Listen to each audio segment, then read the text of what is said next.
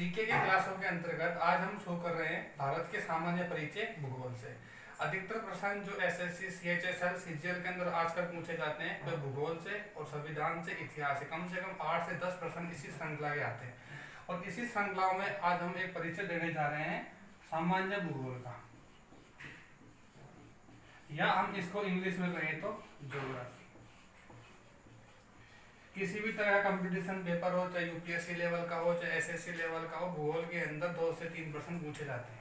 और इन भूगोल के आने वाले प्रश्नों के अंतर्गत जो मुख्य तौर पे जो प्रश्न पूछे जाते हैं वे प्रश्न हमारे आते हैं अक्षांशों से, या हम दूसरी तरफ बात करें तो देशांतरों से। ये प्रश्न अधिकतर 2 से 3 प्रश्न इसी से संबंधित हर पेपर के अंदर पूछे जाते हैं।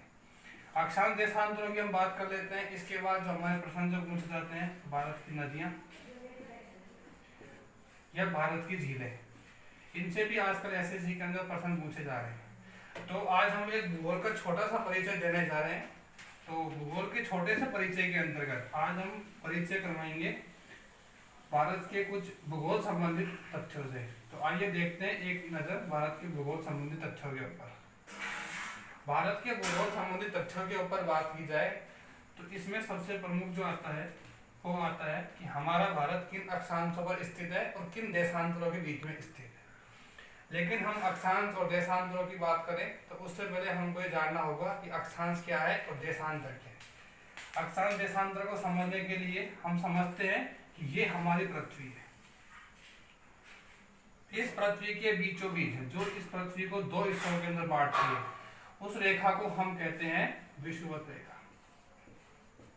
ये विषुवत रेखा पृथ्वी को 2 टुकड़ों के अंदर बांटती है। ये जो विषुवत रेखा के उत्तर में जो आता है इसको हम कहते हैं उत्तरी गोलार्ध, और जो इस विषुवत रेखा के दक्षिण में आता है उसको हम कहते हैं दक्षिणी गोलार्ध। अब हमको ये समझना होगा कि अक्षांश क्या है और देशांतर क्या है।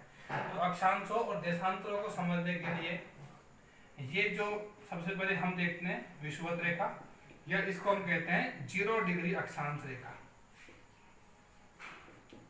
अब एक्चुअली में अक्षांश होता क्या है और देशांतर होता क्या है। पृथ्वी के ऊपर कुछ काल्पनिक रेखाएं खींची गई है। ऐसी काल्पनिक रेखाएं जो वास्तविक तो नहीं है लेकिन उनसे थोड़ा वो समय का निर्धारण होता है, जो हमारे पर्यावरण की दशाएं उनका निर्धारण होता है। तो उन्हीं निर्धारण के लिए पृथ्वी के ऊपर इस विषुवत रेखा के उत्तर में कुछ काल्पनिक रेखाएं खींची गई है। ये काल्पनिक रेखाएं 1 से स्टार्ट होकर और 90 तक जाती है इस तरह से, और जो अंतिम जो रेखा आती है वो 90 आती है। इसी तरह से विषुवत के दक्षिण में भी कुछ रेखाएं खींची गई है और ये रेखाएं भी 90 तक जाती हैं। कुल मिलाकर बात करी जाए तो पृथ्वी के ऊपर कुल मिलाकर 181 अक्षांश रेखाएं खींची गई है। लेकिन इस 181 अक्षांश रेखाओं में से 2 अक्षांश रेखाएं ऐसी है जो वास्तविक नहीं है, या जिसको हम कहें कि जो उत्तरी गोलार्ध रेखा खत्म होती है वो बिल्कुल बिंदु के रूप में है, और जो दक्षिणी गोलार्ध रेखा खत्म होती है वो बिल्कुल बिंदु के रूप में है।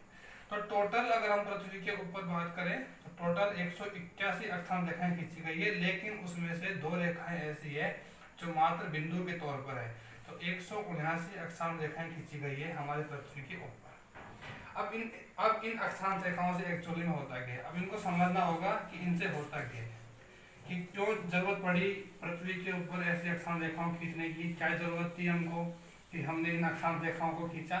तो उसको समझने के लिए हम देखते हैं कि एक्चुअली में इनसे क्या प्रभाव पड़ता है, और इस प्रभाव को समझने के लिए हमें दोबारा से पृथ्वी के बारे में पढ़ना पड़ेगा। ये हमारी पृथ्वी, ये जा रही है 0 डिग्री विषुवत रेखा, या जिसको हम कहते हैं भूमध्य रेखा। 0 डिग्री विषुवत रेखा बोल दीजिए, भूमध्य रेखा बोल दीजिए, जो इक्वेटर बोल दीजिए इंग्लिश के अंदर।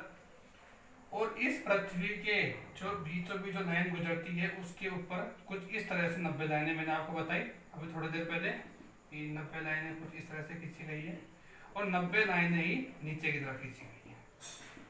अब इनसे प्रभाव क्या होता है समझना होगा कि इन जो लाइनें खींची गई है काल्पनिक रेखाएं, इनसे एक्चुअली में प्रभाव पड़ता है। जब हम उत्तरी गोलार्ध से 0 डिग्री से 90 की तरफ बढ़ते हैं तो इन्हीं के बीच में एक रेखा गुजरती है जो कहलाती है 23.5 डिग्री कर्क रेखा। और इसी तरह दक्षिण में आने पर एक 23.5 डिग्री जो दक्षिणी रेखा है उसको हम कहते हैं मकर रेखा।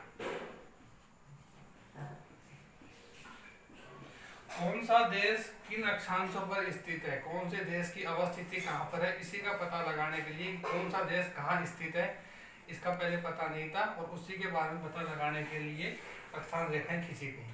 जब इन अक्षांश रेखाओं को पृथ्वी के रूप में देखते हैं और जब ये उत्तरी गोलार्ध में 0 से बढ़ती है तो जो 8 नंबर पे रेखा आती है, जो 8.4 डिग्री पे जो रेखा आती है उसी से हमारा भारत शुरू होता है। इस 8.4 वाली रेखा के ऊपर कन्याकुमारी है, और इस 8.4 से ऊपर चलते चलते चलते चलते जब 37.6 वाली रेखा आती है उस पर जाके कश्मीर है। तो देशों की स्थिति का पता लगाने के लिए पृथ्वी के ऊपर अक्षांश रेखाएं खींची गई है। ये 8.4 से स्टार्ट होने वाली रेखा 37.6 पे जाके खत्म होती है। इस तरह से देशों की स्थिति का पता लगाने के लिए अक्षांश रेखाएं खींची गई। आज हमने आपको थोड़ा सा परिचय दिया भूगोल का।